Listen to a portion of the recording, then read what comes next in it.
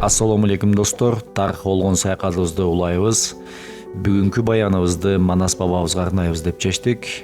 Манас миф, Манас жомок, Манас болгон эмес деген кулдун, жуңгар муңгарлардын тукумдарына Манас бабабыздын туулуп өскөн жерин көрсөтөйүн деп турам.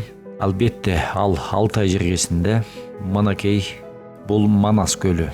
Манас болгон эмес, Манас миф деген типтерге айтарым. Кыргызстандан канча километр алыста турган бул Манас көлүн атаңардын башы Манас көлү деп атап койду экен. Совет доорунда ушул Алтай жергесиндеги элди кыргыз деген атын өчүрүп Алтай эли деп койгон. Хакастарды дагы Хакас атка кондуруп койгон. Тарыхыбызды өчүргөнүнө карабай, ушундай жер суулардын аттары өчпөй келе жатат. Бул дагы Кудай Тааланын кыргызга берген бир касиети болуп эсептелет.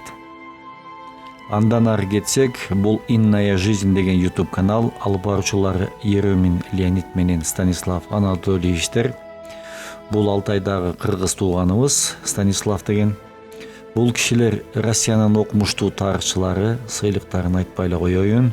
Чындыгын айтканда, экөөнө зарыл бекен Манасты изилдеп, видео контенттерди тартып, убакытын коротуп, акча табабы, таппайбы, ушинтип иштеп, Манасты изилдеп, кыргызды изилдеп буларга зарыл бекен.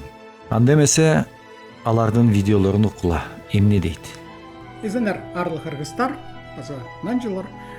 Здравствуйте, дорогие товарищи, друзья. С вами я, Еремин Леонид Валентинович, и Станислав Анатольевич Гдыжеков.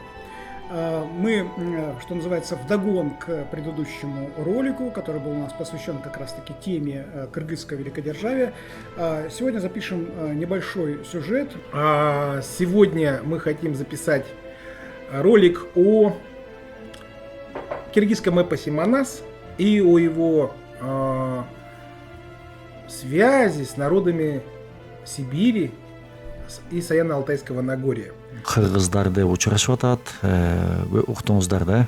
«Инная жизнь» деген YouTube каналына жазылып, биздин тарых боюнча жакшы маалыматтарды уксаңыздар болот.